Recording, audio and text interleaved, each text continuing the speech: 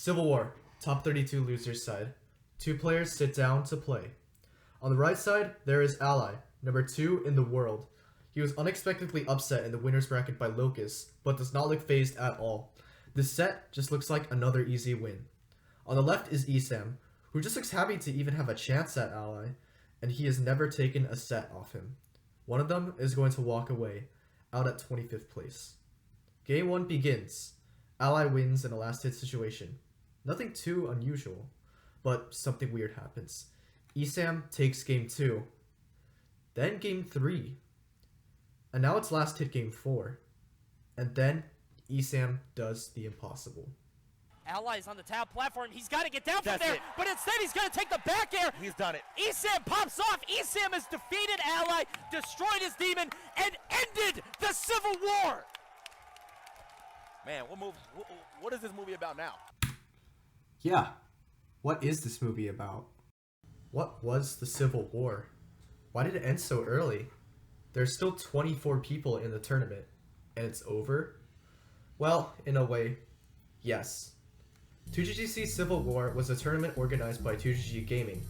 It highlighted the rivalry between the two highest ranked Smash players, Zero, the number 1 player of all time, with a 56 tournament win streak, and Ally, who'd become a formidable rival to Zero, beating him 6 times over their last 7 sets. Civil War was all about these two competitors. Players could pick to represent Team Zero or Team Ally, where they could earn points by doing well in certain events. As a side event, there was a crew battle, a 10 versus 10 battle between the top 10 players on both teams. The biggest event of all, however, would be Zero and Ally's journey through the singles bracket and the outcome of their battle against each other. Be reversing the other way. Such an interesting mix-up. Just so he Yes! goes straight ahead. Oh my God! Sudden death! What the? Taking a look at the seeding, everything seems as expected. Zero, of course, is the first seed. Ally isn't that far behind at 4th. They are separated by 2 people, but both have very good reasons for being seeded so high. The second seed, MK Leo, had just won Genesis 4 2 months prior, double eliminating Ally in the process. He had also beaten Zero 4 months earlier at a tournament named after him, 2GGT Zero Saga, eliminating Zero at 4th and getting first place for himself. The third seed, Nairo, was actually the person who ended Zero's 56 tournament win streak, double eliminating him at MLG World Finals 2015. Look like he does not have the answers today. Oh my God! Oh, it's over! It's over!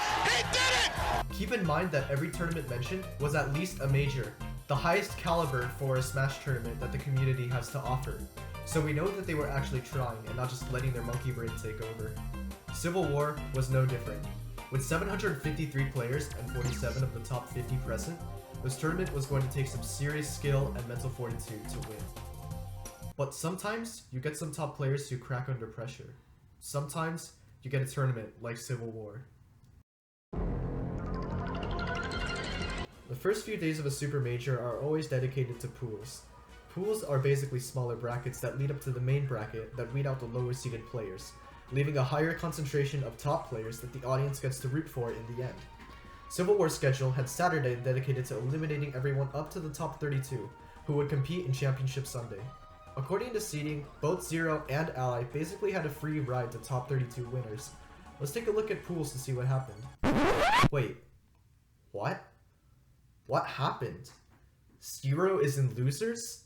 MK Leo is in losers? There's not even a video of their matches. That's how confident the tournament organizers were that they were just gonna mow through their pool. Whatever. Let's look at the sets that do have videos. The most notable upsets of pools that have video are Foe versus Larry Lur. He's off He's off the top. That's it. The up throw. He knew not to go for the back throw. And Kome versus Tweak. This is so scary. Another fantastic air slash out of shield, and that will be the set 2-1. The latter is especially impressive, given that Kome was playing as Shulk, who is generally considered low tier by top players. Everything else seems to be going as planned, except for this Link player named T who made it out of Pool's winner's side. And if you look at the tier list, Link is ranked even lower than Shulk. Zero, MK Leo, and several other top players have a long way to go ahead of them, but it's not impossible. Zero had previously lost in pools of Big House 5, only to win the tournament from loser's side, winning an impressive 11 sets in a row. Still, Defeating this bracket would prove to be a challenging task for everyone unlucky enough to be there.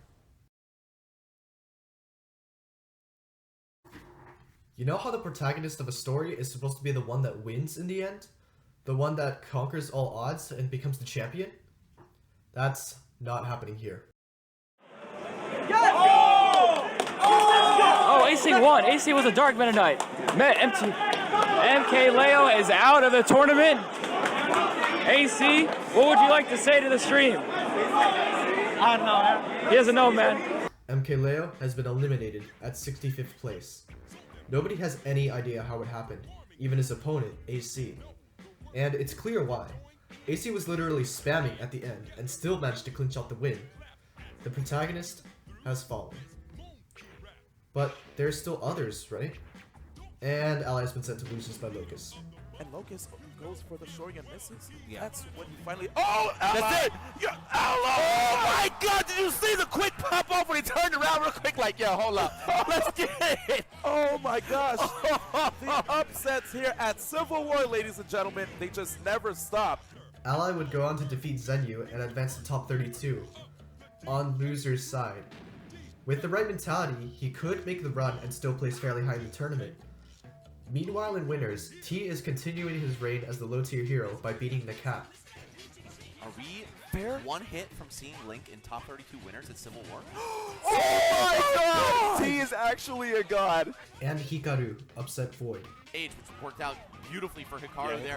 He didn't grab ledge. He didn't grab ledge. He was so afraid to side B on stage because he couldn't get hit with back air there. Hikaru with an amazing upset, 3-1 over Void. And an emphatic pop-off.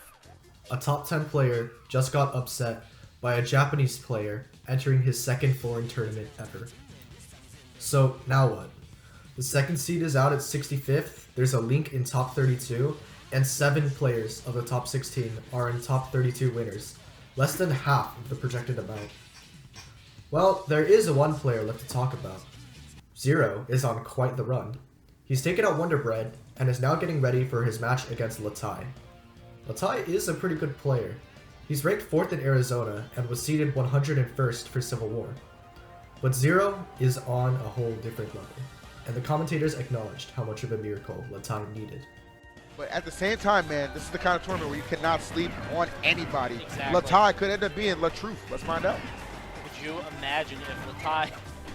Could you imagine if Latai came through and defeated Zero, knocking him out of losers? I mean, right now he's got a pretty decent percent lead, so don't sleep on anybody at this event. The commentators were probably saying this at every set Zero played ever since he got knocked into losers, but this time it seems like it could be more than just a hope. Latai takes game 1. Tie with that back here. Really think he kind of caught Zero off Oh my guard. god! And there it is. ZSS doing what she does. It isn't all that uncommon to see early kills like this, especially coming from Zero Suit Samus. However, Zero knows this is just a fluke. He has a ton of experience against the character, given that Nairo plays her. And Zero and Nairo have played a lot. Zero evens it out 1-1 by winning game 2. 152 is the percent, and that trade-off will get Zero on the board and not us up 1 apiece. But Latai answers back, taking game 3 without losing a stock. Considering how this match started off, if he keeps the Oh percent no! pretty Oh minimal. no! Oh no! Oh no! I can't even finish a damn sentence anymore. I really can't. But again, Zero has made comebacks way bigger than this before. It's best of 5, so Latai only needs 1 more game to win. Zero is not ready to give it to him just yet, and he takes game 4 in a very convincing fashion. Probably a little too convincing. Right now, Zero is all over him, and you can hear Pierce in the crowd saying he's done, saying it's over. Pierce is calling it right now. Called the match, man. Right, 1 hit away. Is that going to be the confirm? Yes, it is. Zero striking back with an emphatic 2-stop. We are on game 5. Look at that crowd at the top. Look at the crowd at the top. Crazy, that has man. not been here all weekend. Now they're forming for this game 5 situation against Latai. Number 4 in Arizona, coming out of nowhere and blowing up Zero. We are in a game 5 situation. Loser is out of the tournament. It's crazy, man. Number 4 in Arizona, as you said, against number 1 in the world, and he is making it look so competitive right there. If the crowd wanted to show, they were getting it. Going last game against the best player in the world is not an easy thing to do. especially given the nerves of such a monumental achievement. It's Game 5. If Latai wins, Zero is going home at 49th place. The nerves seem to be getting to Latai.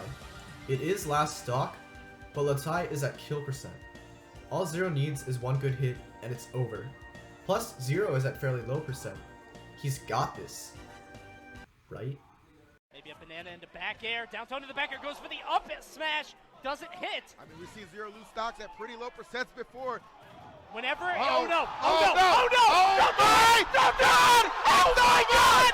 Oh my God! Over! Latai beats Zero! Latai! The truth! The victory! God damn! I cannot believe it! And that is what I'm talking about. No percent is safe against ZSS. That is absolutely incredible. We talked about that. No matter how much percent you have against Zersu, you are never really safe. in the lead. You're Hug never me, damn it! safe. Hug me! Oh Hug me, damn it! I can't believe it! Sunday has arrived, and there are many new faces in the bracket. Ally vs ESAM is coming up, and you already know how that goes. Civil War is about to end. But there's still some things I haven't mentioned. ESAM plays Pikachu, usually a really good character, but terrible against Mario. So terrible that ESAM likes to switch to his secondary Samus to increase his odds. Okay, so we're gonna go with Samus.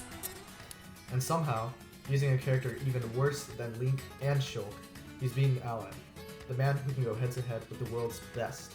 Also, this pop-up is legendary, just look at it.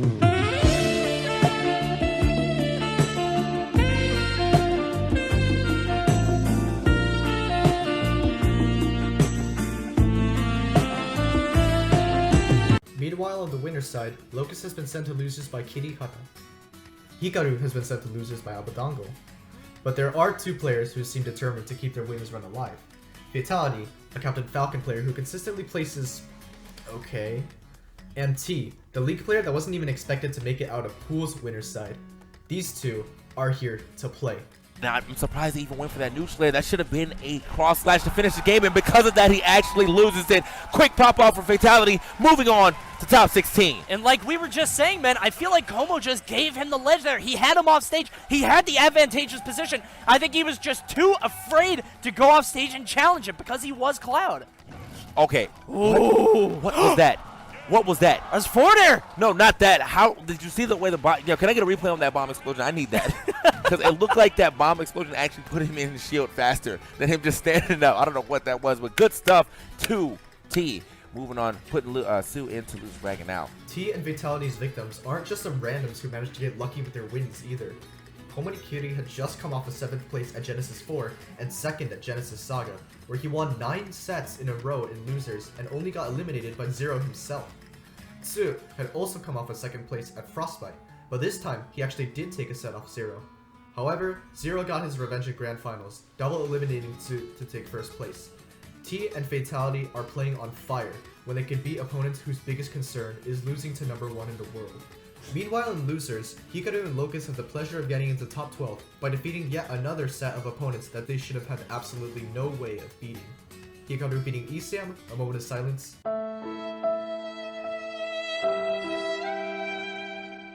And Tsu. And Locust beating Samsora and Shuton. Only a few more sets to go until top 8 can start. Top 8 is important because it's usually when the tournament reaches its final bracket, so if any of these players can make the run, it would solidify them as one of the best in the world. It's winners quarters, and anyone who wins gets the privilege of being in top 8 winners side. Let's see how the results went. Captain Zack reverse 3-0ing Mr. R. Okay, small upset, but nothing too crazy. Dabuz 3-0ing Kirihara. Okay, yeah, that was expected. T's next. The Pound 2016 champion. The guy that defeated Dabuz, Void, Mars, and Ally in one tournament just lost to a Link player. Until just now, look at these tilts coming out from T. He gets the up tilt. Oh my God! I do not believe it. T has accomplished the impossible. He has defeated the Pound 2016 champion, Luminosity Gaming's Abadango, with Link. Finally, there's Fatality up against a familiar name, Nairo. Nairo is the only player seeded top 4 that is still in the tournament. Nothing has happened to him yet. Maybe there's still hope for the top 4 to redeem themselves. Or maybe Fatality is on something else. Oh, but we're getting those though. Or maybe Nairo's just that skilled of a player. Being up 2-0 and knowing how good you are is such a great state to be in. You can afford to lose 2 games while only winning 1, and you have your opponent's mind in complete control. If you're Fatality, it's hard to find a way out of this. But remember, he's on something else.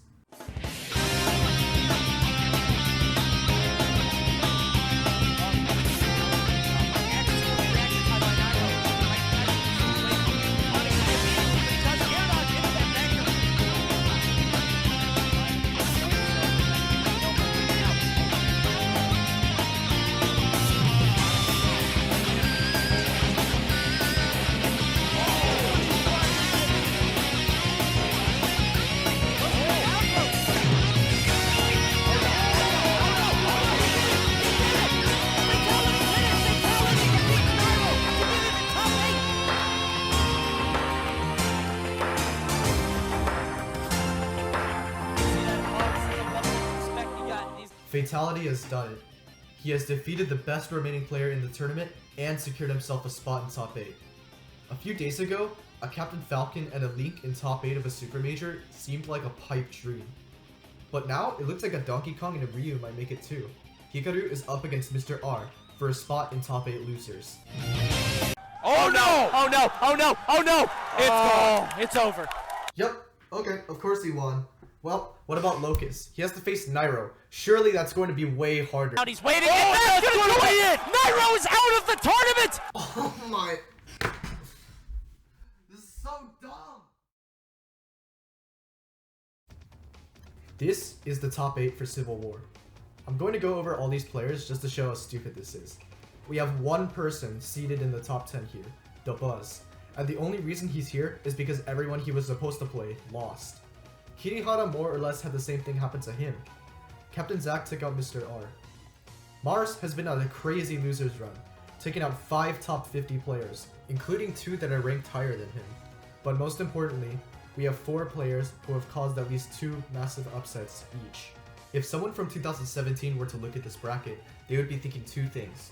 They would be baffled that all of their favorite players are out, but they would also be hyped that tons of players they've never heard of are getting the spotlight. Top 8 of the biggest Smash 4 tournament to date has begun. Hikaru and Locust are eliminated at 7th place. This isn't to understate the run though. Getting 7th, especially given the players they had to beat, is a crazy achievement.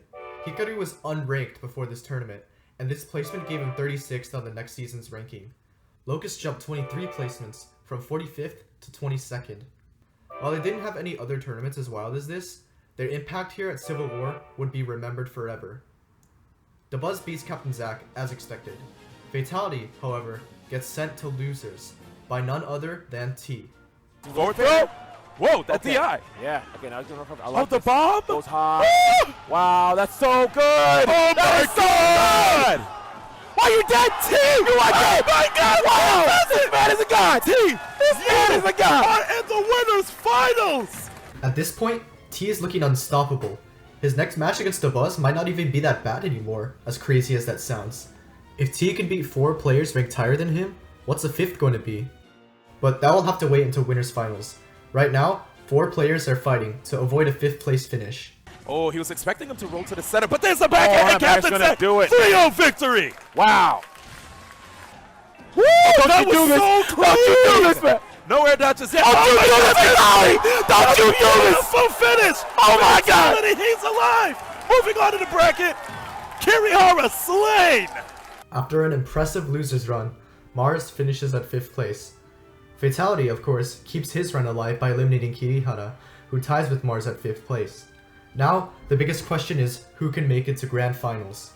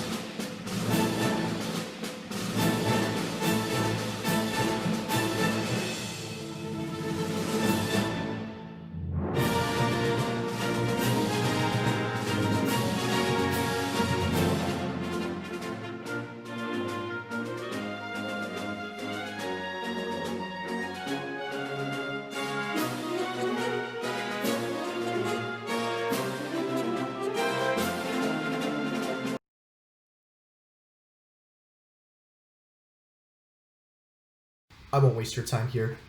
Dabuz won 3-1, eliminating Fatality at second and winning Civil War for his first Super Major. But Dabuz is just one of the many winners at this tournament. Sure, the wiki says he got first, but everyone in top 8 had to take on a stacked deck to get where they did. Esam defeated his bracket demon. Latai beat number 1 in the world. This tournament was proof that you don't need to be the best to do what no one thinks you can. Civil War redefined what it meant to win. You don't have to win 56 tournaments in a row to be remembered for your skill. You don't have to be a top 10 player to get the joy of popping off. You don't have to win everything to know your worth. Civil War was a tournament where even the losers walked away knowing that they had earned a small victory.